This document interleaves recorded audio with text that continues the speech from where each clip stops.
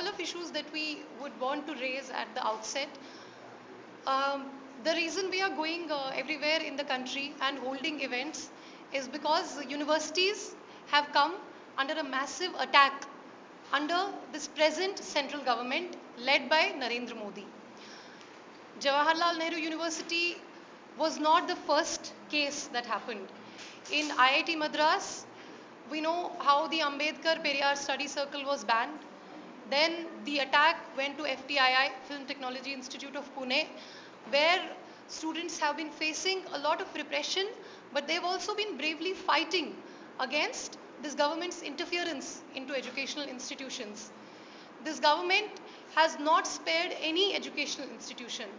In JNU, as you know, 6 students have cases of sedition against them. This includes Comrade Kanaiya Kumar, who is the president of the student union, Rama Naga, who is the general secretary of the student union. I am the vice president, and the joint secretary of the union is from ABVP. And then the former president of the student union, Ashutosh, the former vice president of the union, Anant, and 2 of the arrested students, Umar Khalid and Anirban Bhattacharya. All of these 6 students have sedition cases apparently against them. And this government has misused the sedition law against students in JNU.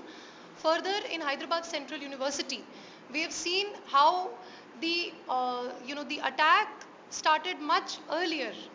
With Rohit Vemula's death, the attack only came in the notice of the press and the people. But this attack started much earlier. And it is the same attack. In HCU recently we saw 25 students were arrested. 2 very notable teachers, Tathagat and Ratnam, they were arrested. 1 journalist was also arrested along with them. And they were beaten in the most brutal manner.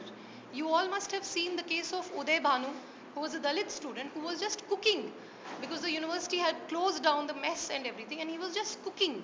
And he was beaten up so badly that he had to be admitted in the intensive care unit, in the ICU. We in Delhi, we met the National Human Rights Commission on the 28th of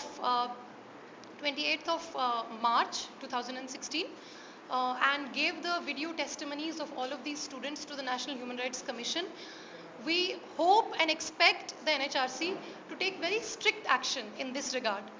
I would also like to inform you that on the 5th of April, the SC/ST Commission of the National SC/ST Commission led by PL Punia has summoned the Jawaharlal Nehru University Vice Chancellor, Professor M. Jagdish Kumar, and has also summoned the Delhi Police Chief as to why no action has been taken against a university professor. There is a professor in Jawaharlal Nehru University, Professor Amita Singh, who said that Dalits and Muslims are anti-national. But we have not seen any action against these people. We have not seen any action against Appa Rao, who is being held responsible for his negligent attitude towards Rohit Vemula and his friends, which caused the death of Rohit Vemula. Appa Rao is roaming free, whereas students are being arrested. In FTII, 35 students have been charge sheeted, and this is nothing but sheer vendetta, revenge, that FTII students dared to challenge Gajendra Chauhan, whose only qualification is that he campaigned for Modi, and that is it. That is why these puppet figures are being installed in all universities with an attempt to saffronize the university structure. In Calicut, I was recently in Calicut and I met students belonging to the SIO, the Students Islamic Organization, who were simply protesting for their HCU comrades, who were protesting for the students who are arrested in HCU, and they were beaten up so brutally that you could not even look at the injuries that they suffered. And 35 of them were arrested, and some of them were released, and later it was only 17. And then the public prosecutor in the court said that the police wrongly imprisoned them, and they have exams coming up and they were in jail for 4 days. Who is going to take responsibility for this attack on students all over the country that is going to happen? But I want to make 2-3 more points. This attack is not simply on the universities. We would be mistaken, we would be heavily mistaken if we think that the target is the universities. The Modi government wants to destroy the whole country, and they want to do it without any opposition. And the opposition is coming from the students. So the fight to save universities is actually a fight to save the constitutional values like secularism, like social justice, like economic equality, which is there in the preamble of our constitution. But the government wants to vandalize the constitution. They have already showed their disrespect for the constitution several times. In Gwalior, Professor Vivek Kumar, who is an Ambedkarite professor and a very, very well qualified professor in Jawaharlal Nehru University's sociology department. He was attacked in Gwalior by the members of the Bharatiya Janata Yuva Morcha BJYM. And not only that, they also tore copies of the Indian Constitution outside the venue. We want to ask some questions. Is this not sedition? If something is sedition, then this is sedition. And here in Tamil Nadu, we know that BJP has condemned the sedition charges put on the anti-liquor protesters. What does the BJP have to say about the sedition charges which have been put on Jawaharlal Nehru University students? We are very confident that these charges will not stand in a court of law. But Kanhaiya spent 3-4 weeks in jail. Umar and Anirban spent a couple of weeks in jail. All of this creates a chilling effect. Now this thing is important. This government wants to preempt any kind of opposition, any kind of questions that people are asking. And that is why students across the country are having cases against them. They are being arrested. We, in the context of the upcoming elections in 4-5 states, want to raise a couple of questions. What will be the issues in the elections that are coming up in various states, including this state? What will be those issues? Will it only be love jihad, ghar wapsi, cow slaughter? Will it just be the JNU case? Will it be that, or will we have discussion on some real issues in this country? The BJP in Gujarat, in a farmers' rally, they played doctored videos of Umar Khalid and Anirban. And they make an app which is called the Kisan Suvidha app, which is a joke on the farmers' condition. In Bundelkhand right now, we have a famine which has come up. People there don't have to eat, they don't have anything to drink.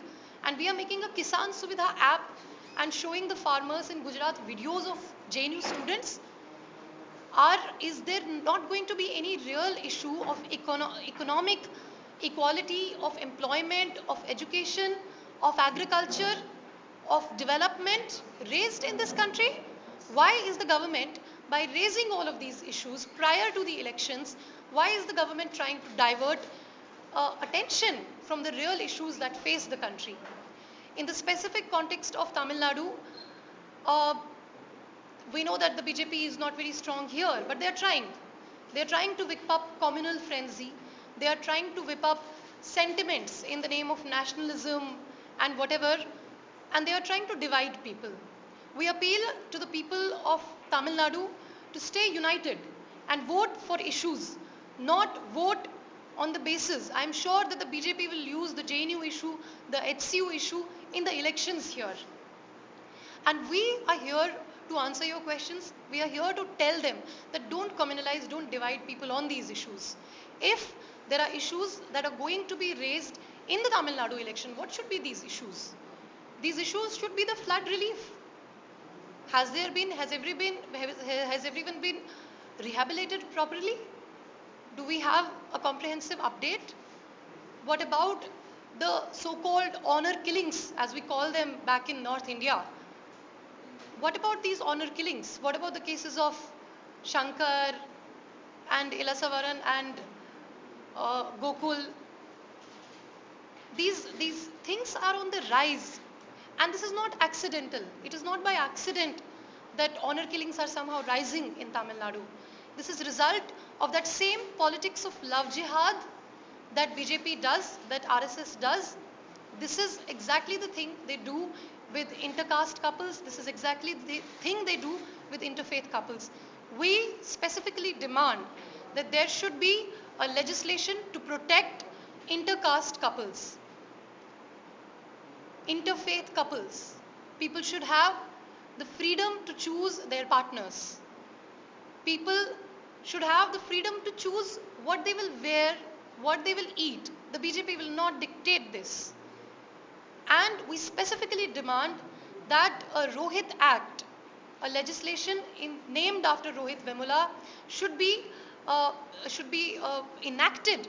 We have had 2 to 3 parliament marches in which we have raised this demand specifically. Rohit Act will be a guarantee, will be an institutionalized guarantee against caste-based discrimination in university campuses.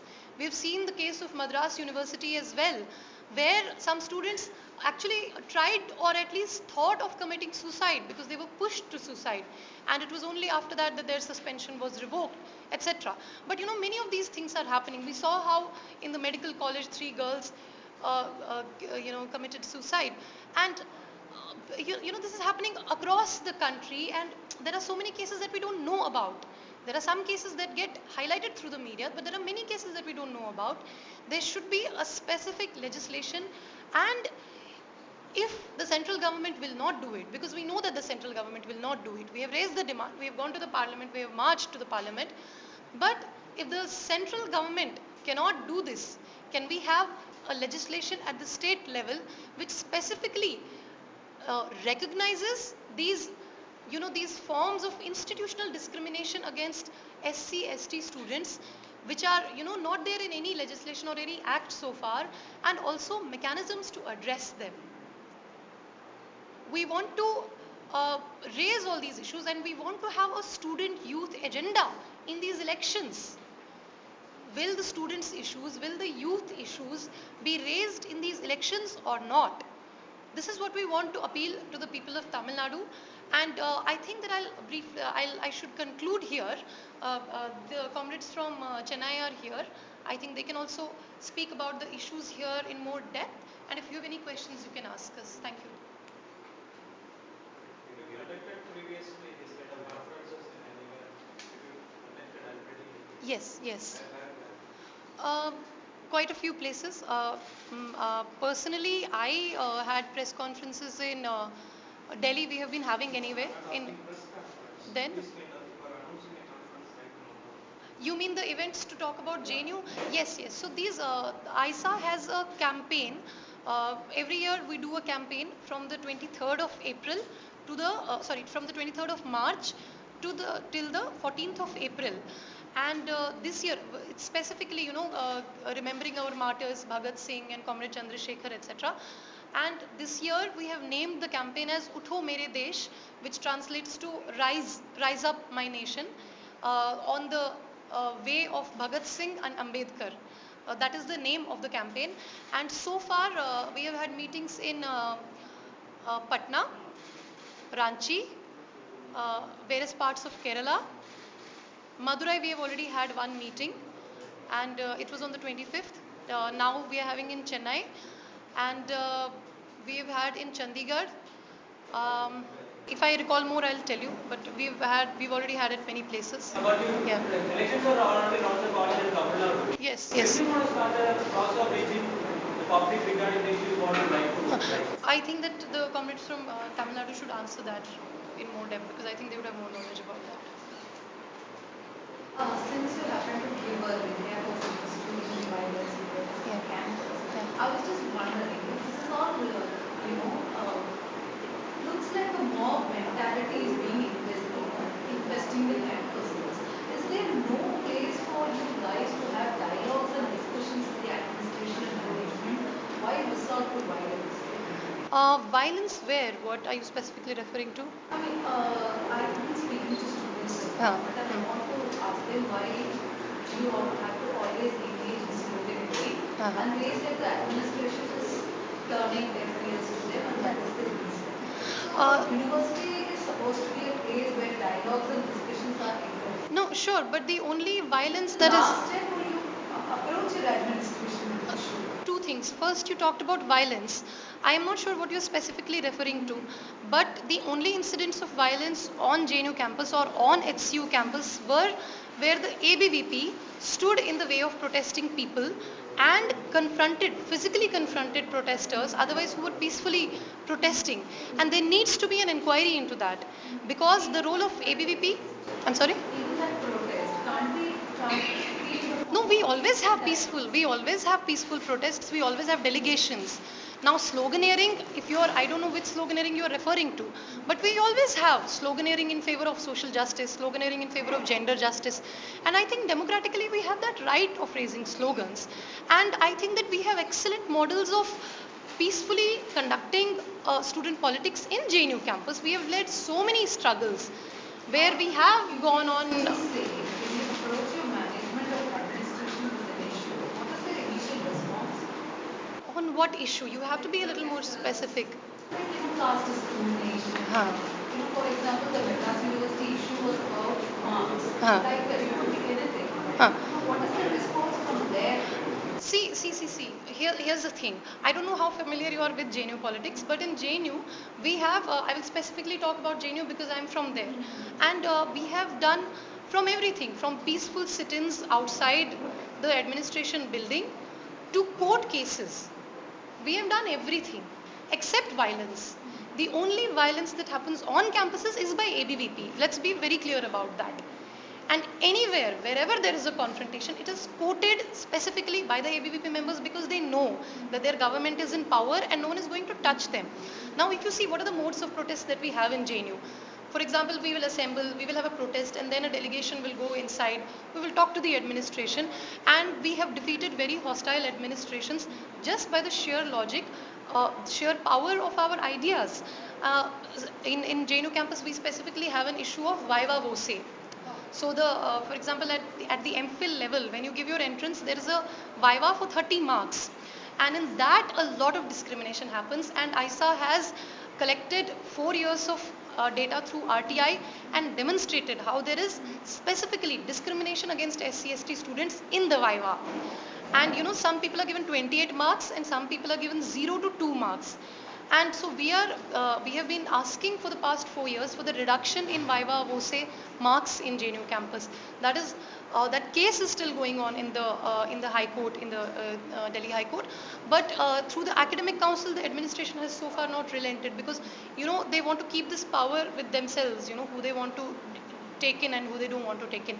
So it's like our politics has always been sort of peaceful, and it's at times we have police action on us, and then at that time you might see us, but we never do it violently. What is your implement that you're taking? Because all that you said, always, what is your need? It's really good that you already know because we think that our voice is not being heard. How are you relating your demands with the government elections? I'm sorry? How are you relating your demands with the government? Yes. We will go to all the poll-bound states and we will ensure that the BJP does not use the JNU issue as its political fodder. In JNU, we know how the videos were doctored, how Pakistan Zindabad was put in a video where it was not there. Vishwadeepak, a journalist from Z News, he resigned after this. Some members of the ABVP resigned because they saw how their university was being targeted unfairly. So we will go to all the poll-bound states and we will talk to people. We will talk to the press, we will talk to the people, we will talk to the organizations, and we appeal people across the country to reject the BJP model. And specifically what we are saying is that in the elections, real issues should be raised. Basic economic issues should be raised. Issues of caste discrimination, issues of public spending on education, these should be raised. And this is what we are out here to do. And they thought that they could silence us by putting cases and putting us under arrest. But we realize as JNU students that this fight, if we don't take it up now, in 5 years we will have probably a nation. Why 5 years? Only 3 years we will have a nation where you will have one language, one culture, one religion, one dress, one food habit. So that is very dangerous. That is something we have to protect our country against. And that is our larger mission. It's not only about saving universities, but saving the country and saving its people from the wrong policies of this government. We see how Vijay Mallya, he was just allowed to flee. You know, does the government want to say that they don't know about Vijay Mallya fleeing? I'm sorry, if they don't know, then it's a very ineffective government. Then it's a very inept government. You know, farmers in our country, if they are indebted, they have to hang themselves. And here you have Vijay Mallya, a sitting MP, just fleeing the country, just like that. And the government is silent on that. All of their policies are hollow. What is being done in the Swachh Bharat campaign? There is not a single dustbin put up anywhere. They are collecting tax in the name of Swachh Bharat cess. Where is that tax going? What is happening with the selfie with daughter campaign? You know, on the one hand, see, this is very interesting. On the one hand, they have this selfie with daughter. On the other hand, the Women and Child Minister Menaka Gandhi, she says that sex determination should be made compulsory. You know, in this country where we have we have this one system that is working, at least, you know, against female feticide, the ban on sex selective abortion, you know, in a country where people are so obsessed with male child, there the Women and Child Minister says that sex selection should be made compulsory. So, you know, all of this is very hollow.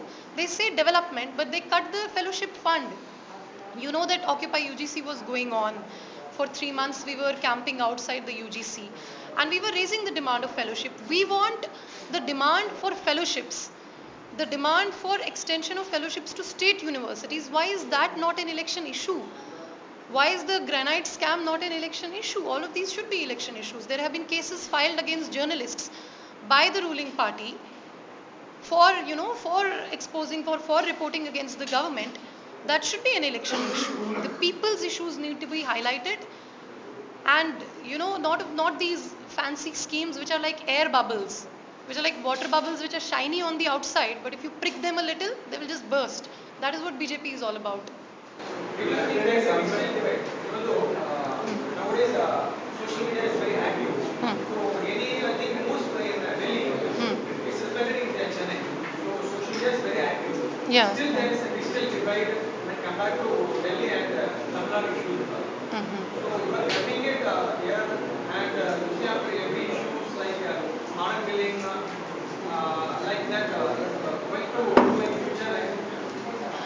The honor killing issue specifically we want to take up because this is something that the students of JNU have also been very concerned about.